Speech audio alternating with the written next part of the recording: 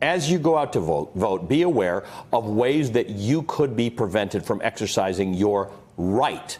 The New York Times put together a list of common Election Day misinformation. First, hoaxes about polling places. In the 2016 election, tweets like this one spread rumors about immigration and customs enforcement arresting people at polling places, likely meant to discourage Latino voters. But this image is photoshopped. It's made up. It's a fake from two different photos. And ICE is dispelling rumors like this, saying there are no plans to patrol polling locations. We are at many polling locations. We have people at them. So if we hear of anything like that, we will tell you about it. In 2016, one of the rumors spread by Russian troll accounts was that you could vote by text, phone, or social media. You can't. That's not how voting in America works. Maybe one day it will, but right now it doesn't. So please, do not fall for it. Don't text your vote into someone and think it counted. You have to go to a polling place.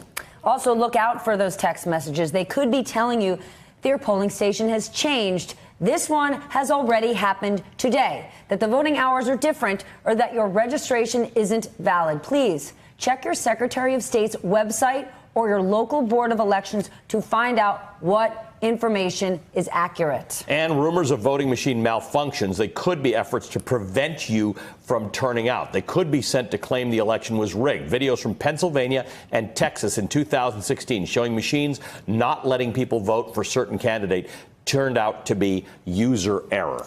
And voter fraud allegations. The president even claimed he lost the popular vote due to widespread voter fraud. No evidence in 2016, but voter fraud is incredibly rare. These claims are more efforts to delegitimize our election system. So please get out to the polls and go armed with facts. I want to point out to you, Donde Votar, where to vote, is top trending on Google searches in the United States today. There has been a spike of over 3,000%.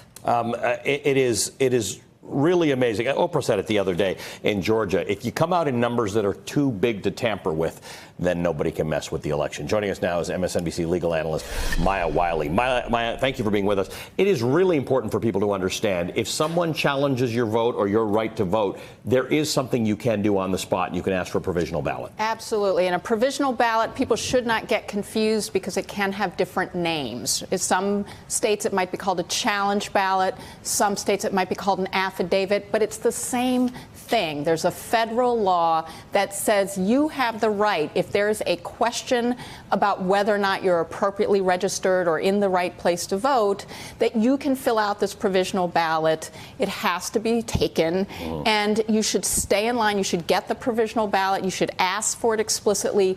Do not let someone turn you away without having exercised your right to fill that ballot out, if, in fact, they're challenging your right to vote. So let's say I fill out a provisional ballot and it goes into some pile.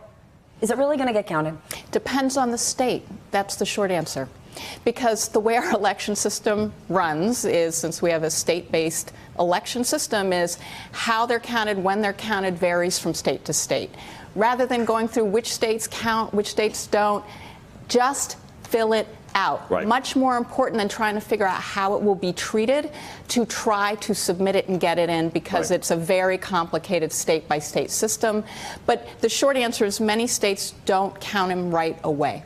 They are separated, they're put in a separate pile, but it gives you the opportunity to contest your right to have voted, and in some instances, hopefully it will count. You know when it will never be counted? If you don't do it.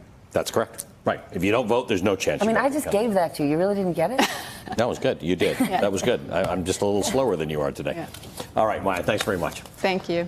Hey, MSNBC fans, thanks for checking out our YouTube channel. Subscribe by clicking on that button down there and click on any of the videos here to watch the latest interviews and highlights. You can get more MSNBC for free every day with our newsletters. Just visit msnbc.com/newsletters to sign up now.